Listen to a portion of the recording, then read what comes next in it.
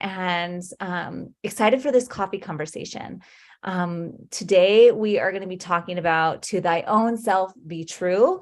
And I love that topic for so many reasons that I can't wait to dive into the conversation with Izzy, because I believe that it's the number one thing we can do for ourselves and allow life to flow so it doesn't get sticky or it doesn't feel heavy. And if we can just remember this, and I think so often we try to not be ourselves, to be the person that others want to see us as, and it doesn't work. So I'm really looking forward to that conversation today. Yes. If you've taken any of our courses with us, you know that this is, along with the chakras and Reiki and shamanism, you know that this is absolutely one of our favorite topics, because it is, like Christine said, it is one of the best and highest things that we can do, both for ourselves, but also for the world. You know, we talk about all the time how our inner energy affects our external reality. And so really coming to know yourself, really stepping into that authenticity, standing in your truth, speaking your voice, all of the things, as Christine says, living life out loud. These are all things that are just so important. So we're going to be diving into all of this and more today.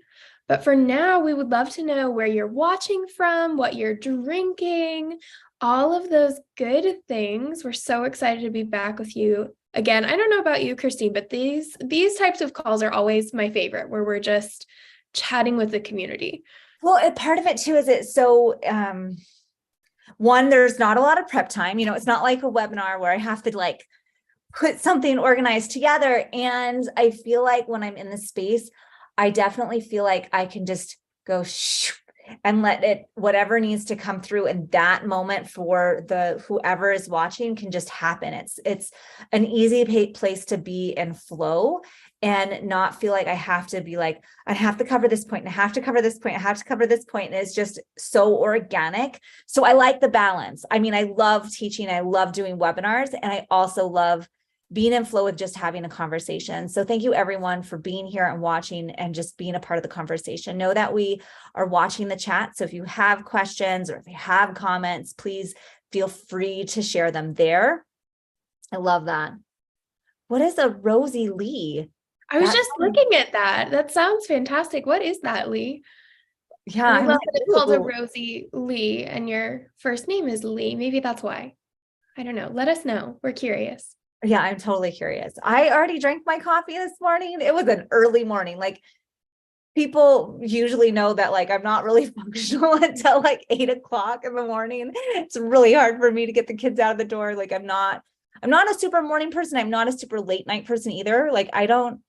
I don't stay up late either. I'm one of those people. My functionality is between 8 a.m. and to 8 p.m. and that's it. I'm not an extremist on either side. I'm a daytime person, right? And this morning I woke up at 4:45 and I'm like, okay, I everything happens for my good. And okay, I'll just flow with this and see how it goes. So feeling good this morning. I don't know how I'm going to feel this afternoon, but here I am. I feel like budget some time into your day for a nap and you'll be good to go. Totally. Yeah. It's a standing thing on my calendar is magic window time. And that can totally be a nap time. And so my family knows that I have this funny thing on my calendar, and part of it, I don't know if you who needs reminders? Who needs reminders for self-care? I need a reminder for self-care. And so I block out a time on my calendar. I recommend doing this if you haven't already.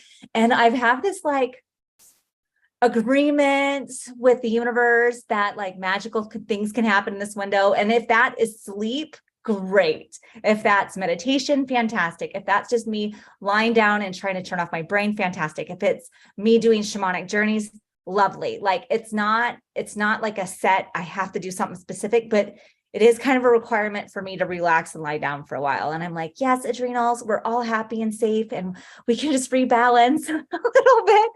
And it needs to happen at 2:00. And so I really, really try to make that window happen. And that kind of helps us actually lead into today's conversation, right? Today's conversation is to thy own self be true. And I know that when I have that magic window time in my day, even if it's a half an hour, it means that I get to be more myself, meaning I feel better in my body. I feel like I'm rejuvenated. I feel like I'm taking a time out for me and making myself a priority for whatever needs to happen in that time.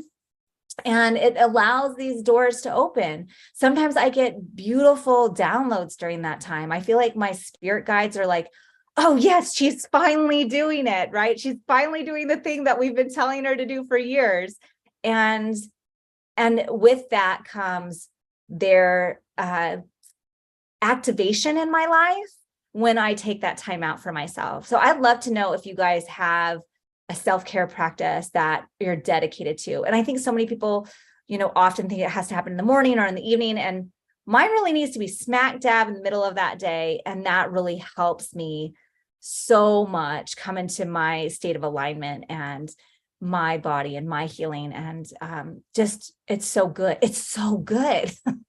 Yes. And I think what you said about knowing yourself is so important in self-care practices, because like for me, I know that I function best if I get up at 5 a.m. and I have 2 hours where I can just read before my day starts at 7 a.m. And then I'm good for the rest of the day. And it's that window of time where for me, that's when my soul is kind of calling me to come back into alignment. And it's not the case for everybody. Waking up at 5 for most people is not a fun idea. And so it really is about understanding that nobody's day is going to look the same, because nobody's energy is going to require the same things. Like, yes, we have our circadian rhythms that love when we get 8 hours of sleep at night, and we have a 2-hour window between 1:45 and 4:45 where sleep is going to happen because that's just how our stress hormones are functioning.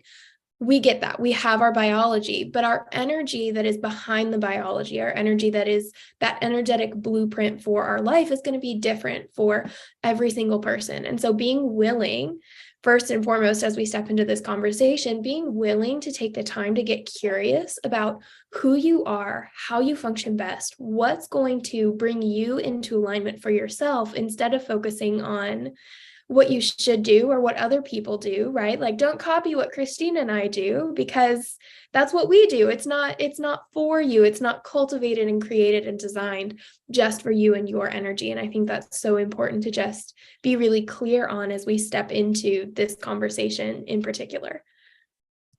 I just have goosebumps everywhere, because I think that is such a strong message with Reiki Cafe University, is that we don't want you to be a cookie cutter version of Izzy and I or anyone else on our team. It's very much, we want you to be the best version of you that you can be, and step into your own authentic truth and your own authentic self-care plan and your own spiritual gifts, however they look.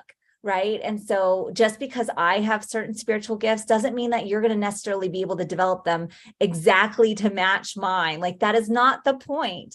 Right. I had a student yesterday leave me this lovely voice memo. She's 4.5 months into the shamanic Reiki practitioner training with her September cohort. And she was like, this thing is happening during my Reiki sessions, and I don't know what it is. I saw like a power animal for one client, and they just amazing blue eyes, and he was just guarding the client at the top of his head. And then I had another client, and I got this vision of this little girl who was drowning, and that kind of scared me. And what is this? And I'm like, she's like, I don't think this is clairvoyance, but I definitely doesn't feel like clairsentience, that clear feeling. Like, I don't feel it like I'm seeing it. I'm like, welcome to the world of clairvoyancy. Like, it was just like, it will happen when it's meant to happen. The spiritual gifts will unfold as they're meant to. And we get to get curious about them. And then we got to go, I wonder why it showed up that way. I wonder why this animal was there during the session, or I wonder why that vision was shown to me. And I wonder how that vision impacts my client. And we get to step in that space of curiosity. But when we're in the flow of Reiki, guess what happens? We get into our alignment faster, and our spiritual development comes along faster. And we have to let ourselves be in the flow of Reiki, be in that flow of divine universal healing, because when we're there and we're actually just letting it flow to wherever it needs to go, however it needs to flow, guess what? we're letting ego get out of the way. It's not about, once we start thinking about, oh, should I put my hands here? Or do I need to figure that out? Or they were complaining about this, so I should do that. When we can let all of that go and just be in the flow, then that's where these magical things start to shift and balance and come together, so that you can be like, yes, I actually, I'm starting to get the clairvoyancy. I don't understand all of it yet, but I see it's happening, And so I love this space of like, however, whenever it's supposed to happen, it's going to start clicking, as long as you're dedicated to the practice.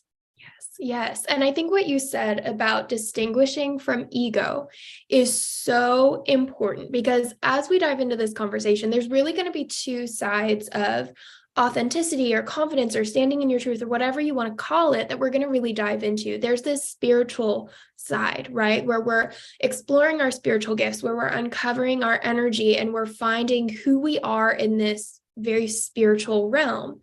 But then there's also this kind of authenticity that we talk about on a personal level where, I saw someone post the other day, this quote that said something along the lines of, be so completely comfortable in being yourself that you inspire others to do the same.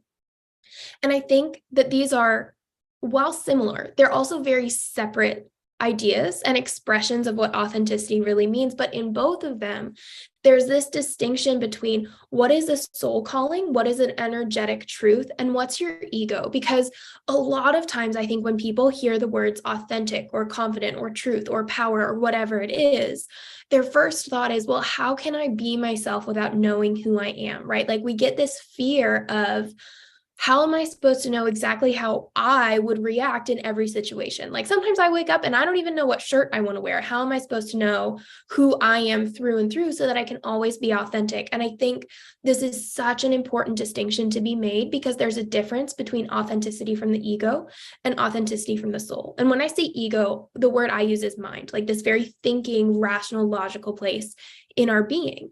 Because when we try to be authentic from the mind, what we're doing is we're taking information from the past and trying to apply it to the present. We're saying, who have I been in the past? How have other people perceived me in the past? What feedback have I gotten about myself in the past? And how can I navigate all of this data and produce a result in the present? Versus when we're looking at authenticity from the soul or from an energetic point of view, it's very much in the moment. It's a moment by moment, what feels true to me now and now and now and now, knowing that that truth may not be a constant. It can change, and I think that's also a distinction between the ego, because the ego wants you to be this constant, solid, always the same. And you're not. You're an energetic being that flows and thrives and grows and dips and all of the things. And when we try to take this more mind-based or egoic perspective on authenticity, that's where we get stuck, because we're trying to say, who have I been in the past? What did I like about that? What did I not like about that? And how can I take those opinions and create something in the present? And honestly, by the time your mind has had time to figure that out, the moment's passed anyway, and you haven't been authentic because you haven't been in the moment. So it's really about that practice of when you find yourself being pulled back, when you find yourself worrying about, well, how would I react in this moment? Like, what's the most authentic response I could have right now? You're automatically disregarding your true authentic self, because your true authentic self doesn't need to think. Your true authentic self has no need to filter things, because it's not afraid of how it's going to be perceived when it says something, when it does something, when it shows something, right? Your soul is more than comfortable to stand in its truth, because it knows that by shining your light, you'll brighten up the world. And so there's that distinction where when we feel that fear and that response of, well, how do I know who I am? It's because at a certain level, you don't, right? It's not your job to conceptualize who you are. It's your job to be who you are. And that's a big difference. Yeah. And it's like, I love taking this word, remember who you are. And it's a remember. It's like we have to go back to a soul level and remember who we are. And I wish this is a gift I could give everyone. And I think this is why I was so excited to have this conversation. If I could help everyone remember where they came from on a soul level and help remember that, man, life is so much easier from that place when you know everything is happening for my good and in my favor. when we know that. Why? Because we are divine. Our soul fabric is of divine, right? And so when we can remember that we are made of stardust, that we're God's child, that we're created in the divine likeness and image of God. When, you can pick out those phrases and go, yes, I can see that.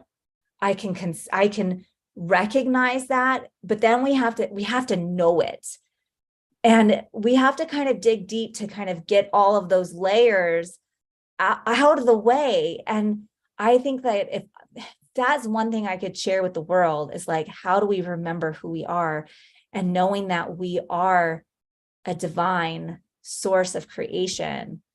I wish there was a magic wand. If that would be my magic wand, it would be that, because if everyone was able to remember who they were and knowing that they were divine, then everyone wouldn't consider everything in their life happening as a crisis, or that something bad was coming after you, or, taking all of the negative things and like piling it up on burdens and going, no, that was just a lesson. Remember, I remember I came into this body to experience the highs and lows and the emotions and experience life. And I get to see that instance as a soul lesson versus something bad that happened to me, that because I wasn't good enough or whatever it may be. And so it's kind of a huge different like paradigm shift of going to a place of, I'm worthy. I'm worthy because I am here. I am in this physical body. I am worthy. I am available to have the support. I'm worthy to ask for help. I'm worthy to take the time that I need to do my self-care practice and step into that. Right? Yeah. And I think another way of looking at that is, in the past, we've talked about victim mindset or that fear that holds us back, right? These are things that everybody deals with, this sense of why me, or I'm not safe to shine or to be myself, or whatever that storyline in your head is. And another way of looking at that, just to reframe what Christine is saying, is when we are in fear, when we are, let's say that for the spiritual practitioner, we are worried about stepping up and speaking our truth and saying, I am a shamanic practitioner, or I am a Reiki practitioner, whatever follows that I am statement for you, because we're afraid of being judged, or we're afraid people will think we're weird, or all of these things that naturally, probably everybody in this community has experienced at some point, right? If we're in that space, what we're really saying to the universe is essentially, you created me wrong. I am ashamed of how I was created, is the backstory. Obviously, that's not the intention of why you're afraid, but that's the undertone. That's the energetic current that's flowing underneath that statement, is I am ashamed of who I am at my core. And I know that when I say that, everybody who's listening is going to say, but I'm not ashamed, right? I'm really proud of how far I've come, what I've discovered, where I've been, who I am, right? But then we're not showing it. And I think it's this idea of, you can't wear a mask and still expect the universe to find you, right? You can't wear that mask, put on a different facade, and still expect the universe to treat you as if you were standing in your truth, because it's a different energy. And it's not that one is bad and the other is good. It's a matter of alignment. When you're standing in your truth, when you are saying, I fully accept the being that I was created to be, and I'm willing to step into moments of potential discomfort where people might not agree with me, or they might think I'm weird, in order to honor the creation that I am, versus an energy of, I understand that I was created this way, but I also don't want to be called out for it. So I'm going to hide, and I'm going to only share my light when I feel like it will be accepted, right? That's a big difference. And if we were to hear that in, say, the example that comes to mind is like in dating. If you have a friend who is in a relationship and she's like, I'm just not telling people about it right now because it just doesn't feel right, but I'll tell a couple people, versus somebody who's like, I found this amazing person, we are in the best relationship, and I'm going to tell everybody, even if they don't agree with it, because I know it's right for me, we would automatically say something in this first version is probably not aligned, right? Like there's some sense of shame or guilt or something there. It's the exact same thing for stepping into our truth. It's the exact same thing when we look at ourselves and we say, I'm not worthy to be fully present in this situation because I'm afraid that I'll be rejected. And it's this moment where when you look at that, when you shift that perspective, the choice no longer becomes, will I shine my light or won't I? The choice becomes, will I accept who I am or will I hide it? And when you put it that way, the choice is so potently clear because you have no choice but to be who you are, right? Even when the mind thinks we're hiding things, even when the ego says, I'll do this or I won't say this or whatever, people can tell, right? We can see who we are, even despite the words, despite our actions, right? We all have that kind of inner barometer of people's energy. And so even our deepest efforts to try and hide are not only not working, but they're also telling the universe, no, no, no, I'm not ready or willing to step into this. And I would say 99% of us don't actually feel that way, but we have to realize that that's the message we're sending out to the universe. Yeah. And I also want to note, like, this isn't easy. It just really can be really hard. And I have to kind of, roll my world back many years to the place where I remember where I was in resistance.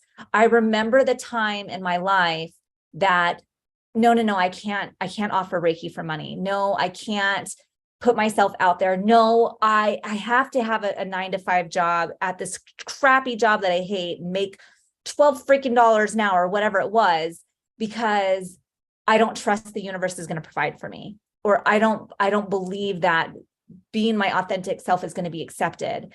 Or, I have people in my life telling me that Reiki is just a hobby and it can't be anything more than that.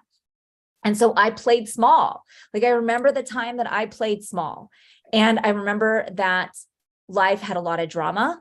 I remember that I was really sick physically and emotionally, to the point where I was in a really bad space, to the point where I became suicidal and said, okay, I've hit my rock bottom and I can continue doing this. And I'm just going to end up in like an institution or something if I keep resisting, because God needed to give me a really big wake up call. And it was, through, my ex calling the police all the time for stupid reasons, and my daughter having colic and crying all night for years, right? Like, I created a situation from my resistance so that everything in my world was hard. My relationship with my husband was hard. The relationship with my ex-husband as a co-parent was incredibly difficult. The relationship with my children, not easy, right? I created this situation and I take responsibility and co-manifesting that, right?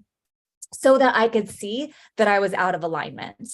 And it took to that day of going, I have to cancel everything. I have to cancel everything around me. And I'm only going to do Reiki and meditation. I have to put myself first. I have to give up custody of my child, even though I'm giving him over to someone who's emotionally abusive. And I don't know if they're going to end up in a drunk driving car accident in a week. I have to surrender 100% to the universe and say, I'm going to take care of myself and make myself my number one priority.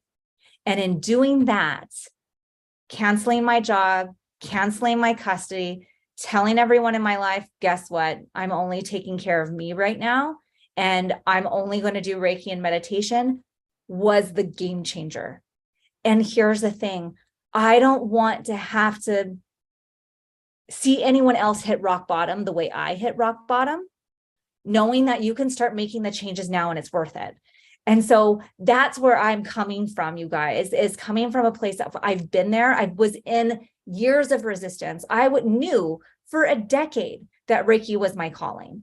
A decade. I started Reiki when I was 20 years old, 20, right? I'm 40 now. And it took me 10 years to start saying yes, to start teaching Reiki, to start offering sessions, to start building my business. And I know that I was in a state of fear. I was in a state of scarcity. I was in a state of worrying about where money was going to come from and how we were going to put food on the table. And when I just said, you know what, I'm just going to trust that it's going to happen the way it needs to happen. And I'm going to surrender. I'm just surrendering. And that was a true, profound place of healing. And then I get to step into the knowingness every day that I survived. I thrive. And it's because I'm dedicated to the alignment. I'm dedicated to saying, yes, I'm worth the self-care time. I am worth that. I'm worthy of the passions that I have. I'm worthy of the ideas that I've been given. I'm worthy of the life that I desire, knowing that that desire comes from divine. Makes sense? Yeah. Yeah. And what I love about that is that what you did in those moments, I love that story because it's this beautiful example of what happens when you choose to believe in the power of your own reality. Because a lot of times what we do, especially if we were taught this from a really young age, is we decide that other people's realities are more real or important than our own, right? We start to feel like we're responsible for people's feelings around us, that we're responsible for their expectations or their comfort or whatever it is. And we take that on. And so we start to grow up thinking that our sole purpose in life is to help other people, because heaven knows we've been taught we can't help ourselves, right? And so we start to tell ourselves that other people's realities are worth more than our own. And that's where it becomes really hard to step into these places of alignment, to step into these places where you can stand up and say, this is who I am, because you're instantly creating this separation in yourself where one part of you is saying that your reality isn't worthy to be noticed, and the other part of you is trying to put it in the spotlight.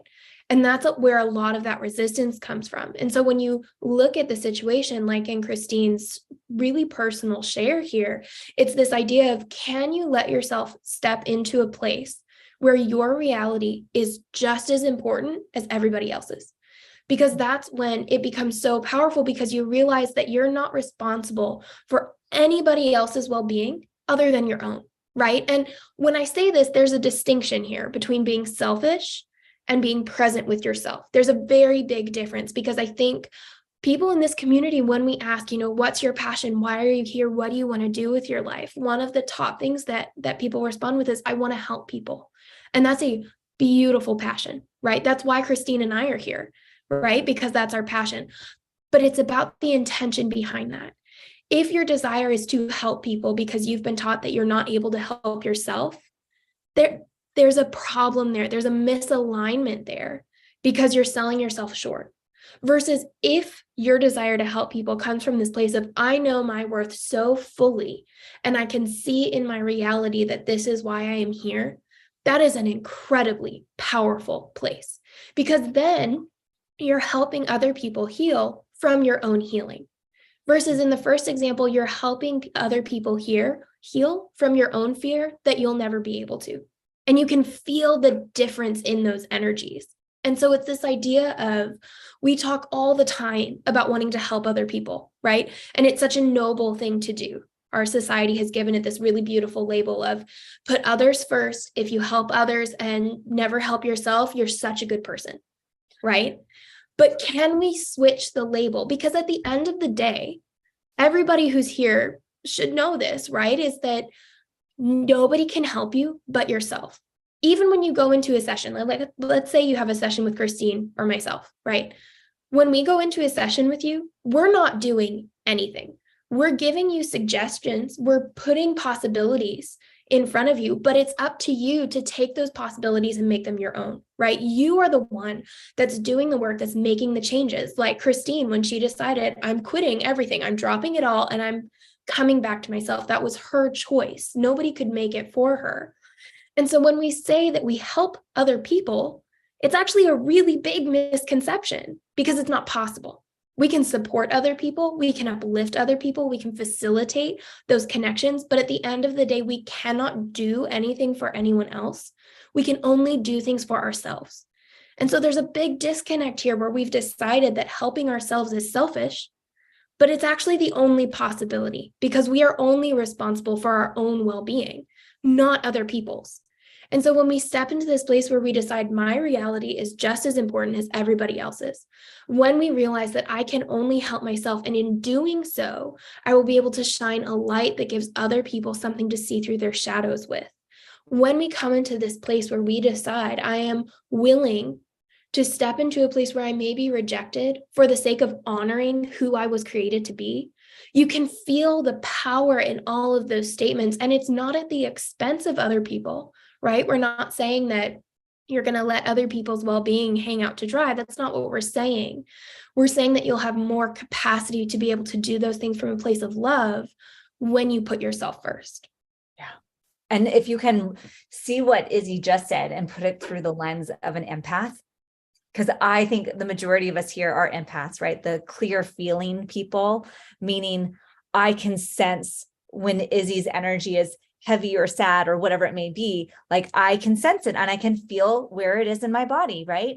So many Reiki practitioners are this way. And so oftentimes empaths gravitate to Reiki because it allows them to step in that healer role, because I can feel so clearly into someone else's energy. But if you're healing or trying to step into Reiki practitioner role from like, I'm trying to fix you because it would make me feel better. Hello, ego, right? Like it'll help me as an empath feel a heck of a lot better if I can heal everyone else around me, because then I'll feel better, right? Notice how that happens so often. Like when we walk into a room, like, how can I shift this? How can I manipulate the situation versus I just need to work on me and I need to learn how to control my empathy so I can say, your energy is your energy and my energy is my energy. And your soul journey, this adventure here on earth is yours and yours alone. And however that needs to roller coaster ride for you so that you can learn your lessons is great. And I'm here standing in my truth and I'm in alignment and I can be grounded and I can be solid and I can be who I am in my divine clarity, letting everyone else be in their drama. I used to say, not my, what is the phrase? Like, not my monkeys. Not my circus, not my monkey. Not my monkeys, not my circus, right? And I used to go, well, you know what? Those are my monkeys and that is my circus. But guess what? I can still sit on the top bleacher and watch, disconnected from their energy and just observe, right? And so we're kind of allowing ourselves not to get energetically, emotionally tangled up in other people's drama.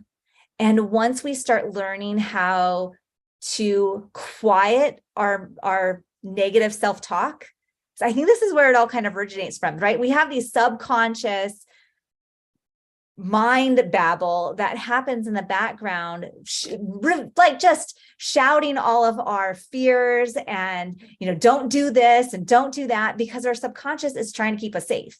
And what it knows is the experiences of the past, and what kept us safe was keeping in line with what we've done in the past, right? And so it doesn't want to try anything new. It wants to make sure you don't burn yourself, kill yourself, like get in a car accident, have that bad, uncomfortable feeling again from having a conversation. And so it just is like this protective mechanism. But when we can see it as a protective mechanism, go, oh, I hear you. I see you. I thank you for trying to keep me safe in this moment. And I'm going to let you take a back seat now. Here's some duct tape. Feel free to put it over your mouth, right? Like when we can actually go into this role and letting our conscious mind take the driver's seat and go, I choose today. I choose to do this. I'm willing and able to trust that everything's happening as it should. All is well. And letting that negative self-talk become quieter, because the more attention we give to it, the more we feed our fears, the bigger it comes. The more we say, I recognize you, I hear you, and you need to take a back seat. Guess what? My big negative self-talk was huge when I had my rock bottom moment, right? Of course it was. And now it's hard for me to remember what she used to say, because it's been so long, and I've trained her that she doesn't get to have a voice. She doesn't get to rule my world. And she every once in a while sneaks up and was like, hey, you might want to be careful with that, or whatever. I'll be like, thanks for the heads up, get in the back seat. And that's all it is, right? And that's such a beautiful and wonderful place to live from, where your fears aren't dictating your life, but you get to choose your experience and you get to choose your reality, and you get to co-create and manifest in a way that's in ease and flow. Yeah. And I think one of my favorite things to do with this, because it really is, like you said, it's not easy. We've shared our stories before, and we'll continue to do it because we find that healing and solidarity with other people. But I've been in that place very recently of depression and anxiety and negative self-talk and all of the things. And it's in those moments, telling those fears to get in the back seat is immensely difficult. And so one of my favorite practices that I found to kind of help me bridge that gap between feeling like it was an insurmountable task to just be like, shh, and being consumed by them, was to start telling those limiting beliefs, those anxieties, those worried thoughts, those negative cognitions, all of the things, you can come along for the ride, but I'm going to do it anyway. And I think that's such a beautiful place to start, because you're acknowledging them, right? You're saying, I see you, I hear you, I witnessed the part of myself that was wounded before and is trying to protect me now. And I recognize that I am no longer that version of myself, and I'm free to do the thing anyway. Just because the thought exists doesn't mean the boundaries it perceives do. There's a difference. And so it was this practice of, if you're not ready to just say, okay, go back there, I see you, I hear you, but we're done. It can be this practice of, I hear you, I see you, you're welcome to stand next to me while I do this, but we're going to do it anyway. Because it's that first step, it's that first time that you put yourself out there that's the hardest. Whether it's in your spiritual gifts and saying, this is what I see, hear, feel, touch, smell, whatever in your sessions, or it's just as a person putting up a boundary or saying what you really think or whatever it is. When your mind tells you you can't do something, typically there is that limiting belief about yourself. I can't do it because I'm not enough, I'm not worthy, I'm not lovable, I'm broken, whatever it is. But there's also this element of, what will other people think? Will I be judged? Will I be rejected? Will I be thrown out of the tribe, right? All of these things.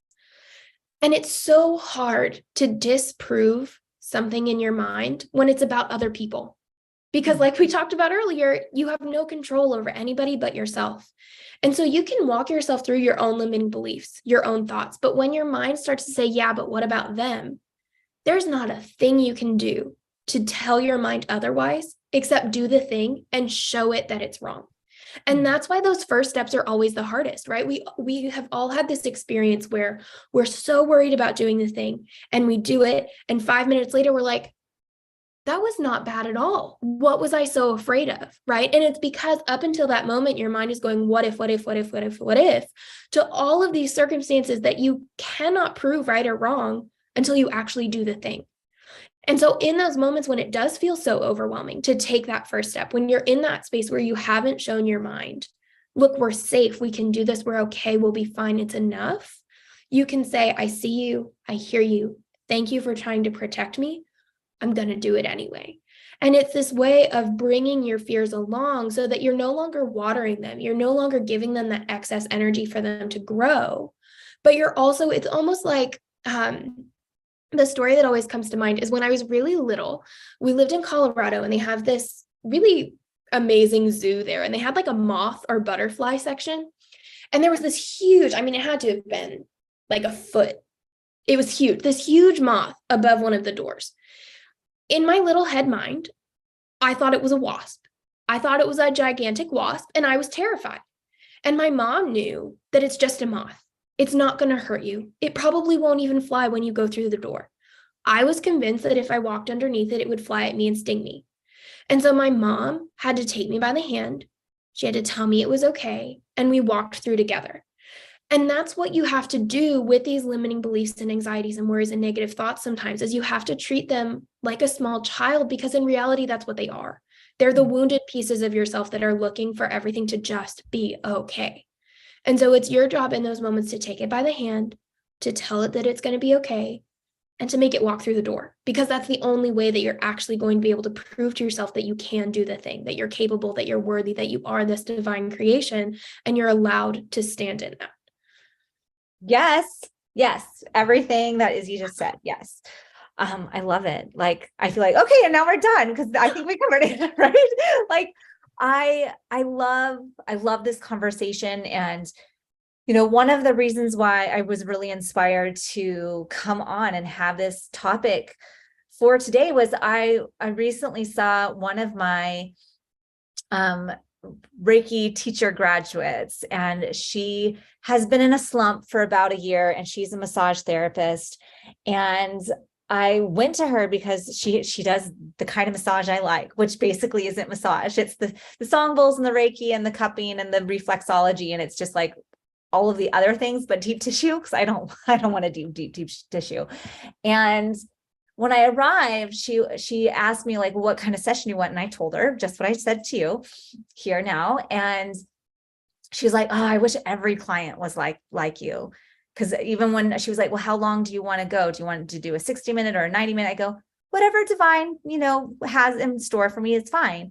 And because I was just able to be authentically, like, say what I wanted and be in my truth and just be like, whatever is in store for me, I'm fine for you. Just fill in your intuition. And for her to kind of feel into that and go, man, I have a bunch of clients I don't want to do anymore. I have a bunch of massage clients that aren't serving me and that I'm just taking because I'm in a scarcity mindset. And what I want to be doing is the sessions like I do for you, where they're all Reiki based and they have all these other tools mixed in with them. And I'm like, well, why aren't you doing that? And she could very clearly be like, well, the fear is showing up. The fear that money is not going to be there if I offer this. People won't understand it. And I go, well, have you shared it? Have you put it out into the world? Have you asked for those kind of clients? Because I guarantee you they're out there, right? I remember being in Bozeman, Montana, when there was only 38,000 people and still having, at least 4 to 5 clients a day, right? So I'm like, if me just doing Reiki alone could do that, I'm sure people would want Reiki and cupping, Reiki and song bowls, Reiki and something else, right? And she really had to have it.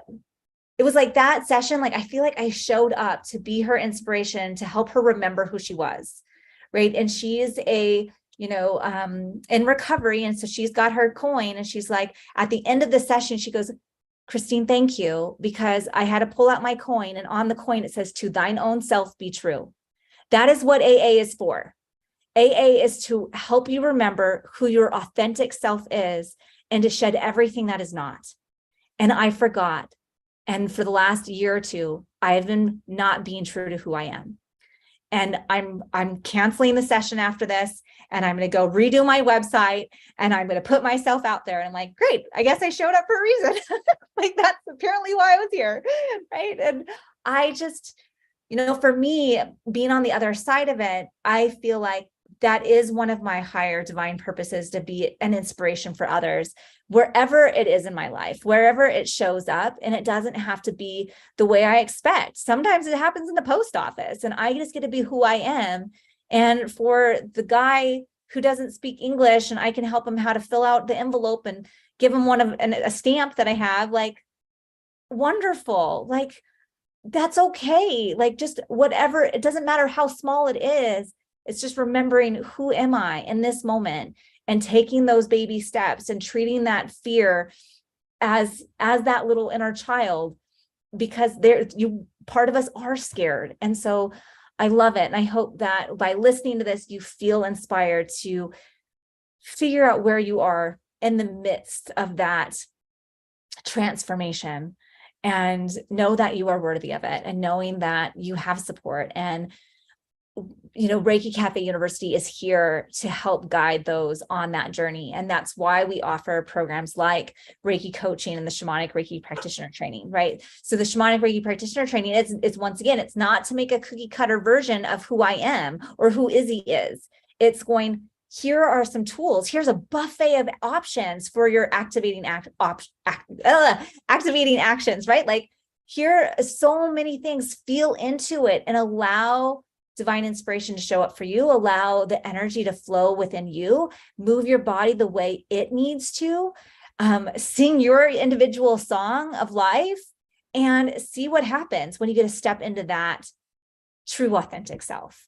Right. And so we want to invite you. We want to invite you into that program. If you haven't signed up already, we are going to be starting in less than a week. We're starting on Sunday. I'm so excited. So I would love to invite you into the Shamanic Reiki practitioner training, where it's a 6-month journey of really shedding the weight of all of those burdens that we've been carrying for years, and able to step into a place of, this is who I am. These are my spiritual gifts. They are developing, and I honor that process. And I have a spirit team that I can connect with. And with my spirit team, I know that I have support, and I know that I am worthy, and I know that I can make a difference and a change and a shift in my life, and I can do it. And in that process, learning how to do the skills, shamanic skills for other people, and learning how to build your business, and knowing that it's okay to step out into the world as a shamanic Reiki practitioner, as a masterful practitioner. And we want to help you, support you in that process.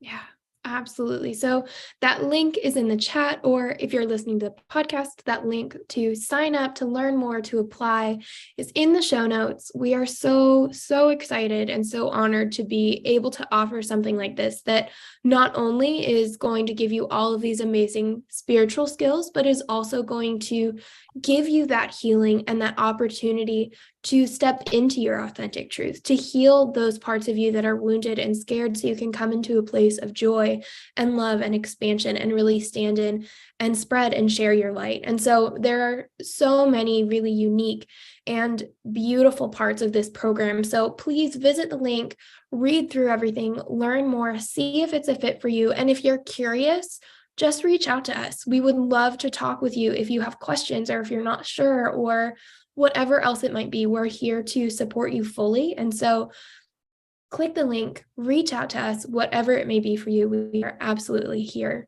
to help. I love it. Thank you guys so much. I absolutely love what we do at ReikiCafe University, and I've seen so much transformation and shifts over the last few years of offering these signature programs that I love it. I absolutely love it. So we would like to do a drawing for a scholarship. So if you're watching on YouTube, let me know in the comments if you would like to be added. Just give me a heart or a thumbs up, and I'll put you into the drawing. I think we don't have a lot of people on, so your chances of winning are really good. And know that, any questions that you have, we're here to support you. So when you go to the website, there is a link for an application. That application is going to really help give me some background of if this program is the right fit for you. Like, I have had people where I'm like, I think that you need to take your Reiki training first. That's like the fundamentals 101 of where we need to start. And so let's do that first. Go take, Izzy's going to be offering creative Reiki this spring. Take that first, and then you'll be ready for fall. And I've had it on the other end where someone has applied and I'm like, wow, I think you're going to be bored in this class, and I think you're ready for the advanced shamanic Reiki practitioner training. We're also going to be offering that this spring, and so we really want to make sure that this program is meeting you right where you are. And so in that, it's really helpful to fill out your application. It also allows you to be put on our wait list. So if this isn't the right time, you'll be placed on the wait list so that you can come in. You have the first available spot when we offer it again in the fall. So with that, it looks like we only have one person who would like a scholarship. So we're just not even going to draw. Dina, you have a $250 scholarship. Thank you so much for being here and saying, yes, I would like to be in the drawing, because it's yours, honey. Thank you so much for being here and part of this call. And I hope to see your application, and we can dive in and see if it's a good fit for you. Beautiful. Well, thank you. Thank you all for joining us for this conversation. This has been absolutely wonderful. We would love to hear your top takeaways, your thoughts, your aha moments in the Reiki Cafe community. And as always, if you have questions, don't hesitate to reach out. But thank you all so much, sending so much love and light and healing and all of the things. Yes. Take care, everyone, and we'll see you next